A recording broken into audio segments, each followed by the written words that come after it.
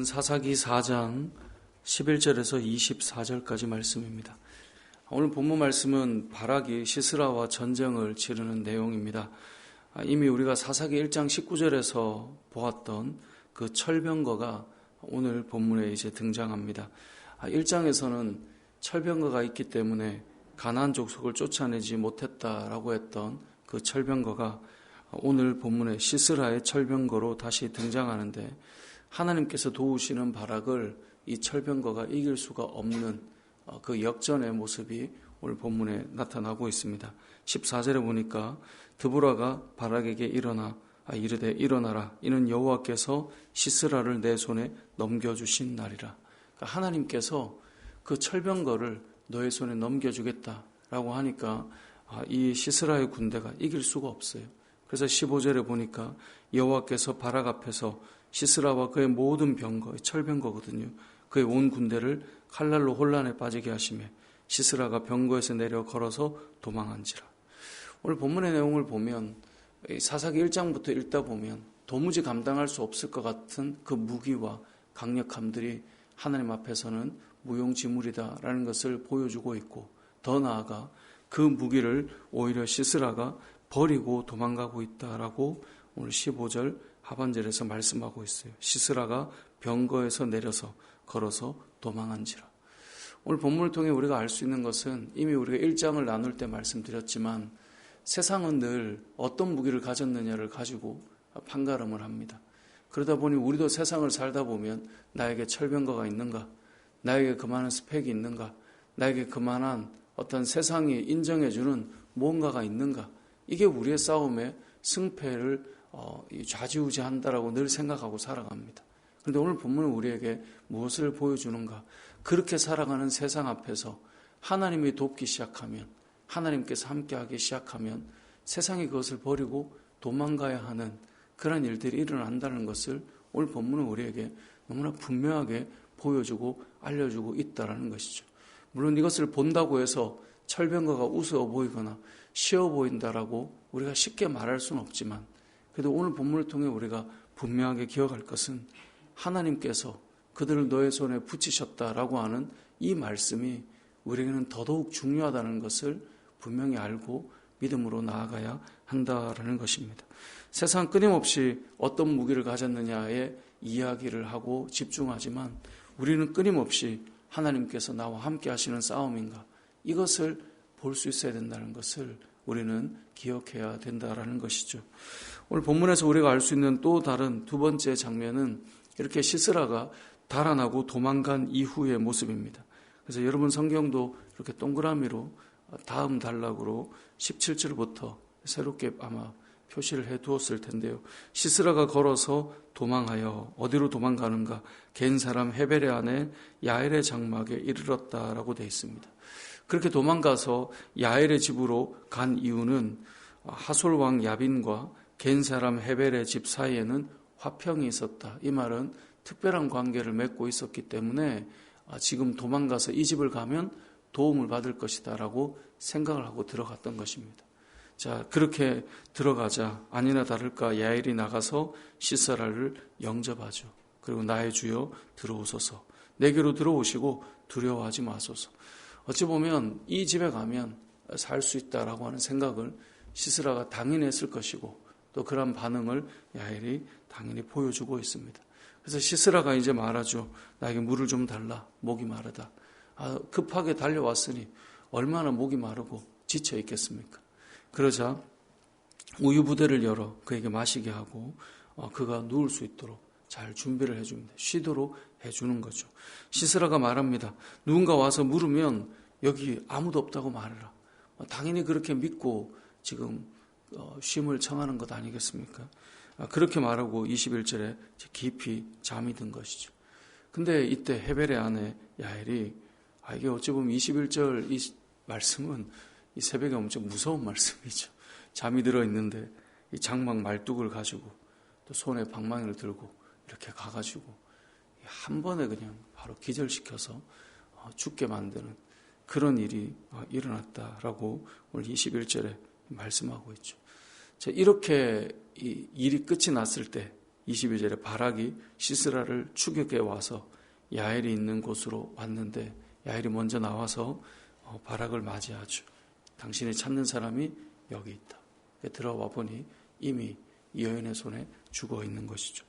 오늘 본문의 이 내용이 갑자기 왜 나올까라는 것을 좀 생각해 봐야 되는데요. 이 야엘이라고 하는 여인이 평상시에 그 집이 하솔 왕과 화평이 있다, 연결되어 있다라고 하는 고리를 지금 끊고 있다는 것을 보여주고 있어요. 그렇죠?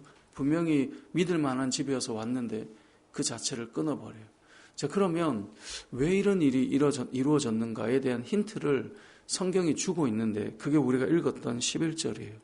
그래서 오늘 본문을 보면 이 동그라미로 단락을 세 단락으로 나눴는데 첫 단락이 한 구절이에요. 이 구절을 왜 끄집어내었는가를 마지막 단락을 볼 때 알 수 있도록 하기 위해서인데요. 11절에 보면 모세의 장인 호밥의 자손 중 겐 사람 헤벨이 떠나 게데스에 가까운 사하나님 상수리 나무 곁에 이르러 장막을 쳤더라. 이게 전체 이야기에 왜 들어있는가? 이 이야기가 주는 힌트가 무엇입니까? 모세의 장인 호밥의 자손 중, 이 말은 뭐예요? 이스라엘 백성과 깊은 관계를 가지고 있는, 흔히 말하는 친인척 관계라고 볼 수 있겠죠. 사촌 관계, 뭐 이런 식으로 볼 수 있단 말이에요. 사실 이 장인이냐 아니면 처남이냐 원문을 가지고 여러 가지 의견의 해석이 좀 분분하긴 하지만 분명한 이스라엘 백성과 관련이 있는 집안이란 말이에요. 그런데 이 호밥의 자손 중 겐 사람 헤벨이 그곳을 떠나서 지금 살아가고 있는 어떤 위치가 있는데 그 사람들이 지금 누구와 이 깊은 관계를 맺고 있다고요? 우리가 보았던 하솔왕은 누굽니까? 이스라엘을 긴 세월 동안 고통 가운데 있게 만들었던 그 집과 지금 관계를 맺고 있다는 거예요. 그러면 오늘 이 관계 속에서 이 야엘이 한 일은 무엇입니까? 그 관계를 끊어내는 거예요. 하나님의 백성들과 깊은 관계를 맺고 당연히 이 모세의 이 장인 호밥의 자손 헤벨인데 그가 지금 고통 가운데 있게 만드는 이스라엘을 고통스럽게 만드는 그 하솔 왕과 깊은 관계를 맺고 있는 것을 이 여인이 지금 그것을 끊어내는 일을 하고 있다라고 하는 것을 통해 이 여인이 지금 다시 그 집안이 어디로 돌이켜서 가게 만드는 여인인가를 지금 보여주고 있다라는 거예요. 우리가 세상을 살다 보면 간혹 그런 분들을 만나요. 저도 예전에 사역할 때 보면 어떤 이제 여집사님이 목사님 저가 이 집에 시집 와서 한 분 복음 전해서 이제 온 가족이 다 예수님 믿게 됐습니다.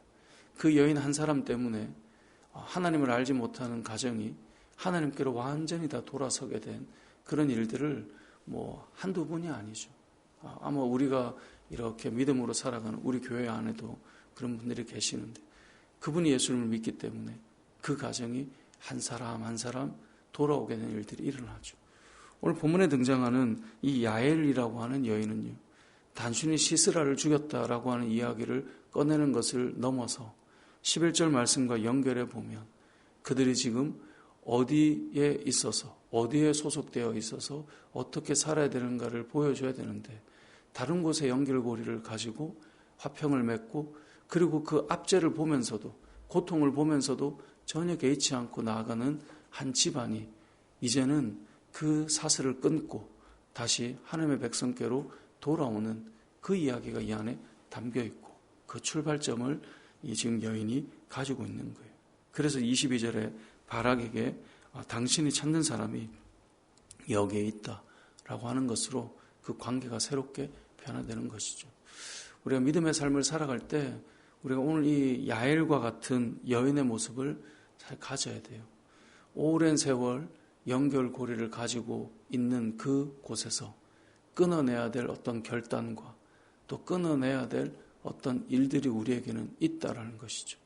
그것이 집안의 문제일 수도 있고 내 삶의 관계의 문제일 수도 있고 내가 하나님의 편에 서서 살아갈 때 내가 지금 왜 여기에 얽혀 있고 내가 왜 지금 여기에 연결고리가 되어 있는가, 그것이 언제부터인가, 이것을 다 찾아나가는 것, 그것도 중요하지만 이것을 끊어낼 사람이 필요한 것이죠. 그것을 끊어내고 다시금 새롭게 관계를 설정하고 만들어가는 그 여인이 바로 오늘 본문에 나오는 야엘이었고, 그런 면에서 보면요, 오늘 이 본문에서 이 하나님께서 눈에 띄게 이 부각되게 하고 드러내게 하는 그 영광을 입게 하는 사람이 누구냐라고 본다면 바로 오늘 본문의 마지막으로 등장하는 야엘일 것입니다. 이것은 드보라와 바락이 이 전쟁에 나가기 전에 나와 함께 가야, 당신이 나와 함께 가야, 이 바락이 드보라에게 했던 말이죠. 그래 내가 전쟁에 임할 수 있겠다라고 할 때 너가 영광을 얻지는 못할 것이다. 9절에 그 말씀을 하고 있는데, 이 영광은 한 집안에 얽혀있는 것들을 끊어내고, 그리고 이 전쟁의 마지막 이 최고 군대 장관이잖아요. 그를 죽이며 승리로 만들어낸 여인의 이야기로 마무리된다는 것을 우리가 오늘 본문을 통해 보게 되는 것입니다. 말씀을 정리해 보겠습니다. 오늘 본문의 말씀은 크게 두 가지를 우리에게 알려준다고 생각합니다. 첫 번째는 철병거가 결코 쉽지 않은 무기이지만 하나님께서 그 철병거 900대와 자기와 함께 있는 모든 백성을 모았던 시스라를 바락 앞에서 철저하게 패배하고 도망가게 만들고 있다라고 하는 것.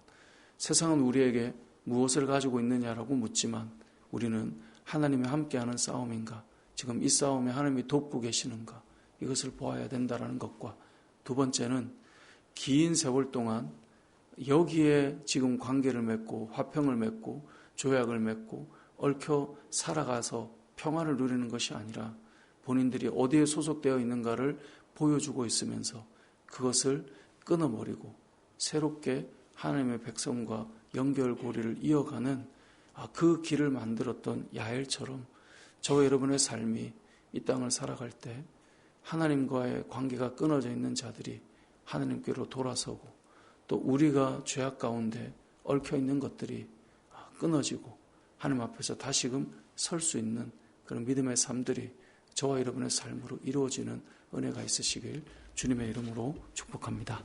아멘.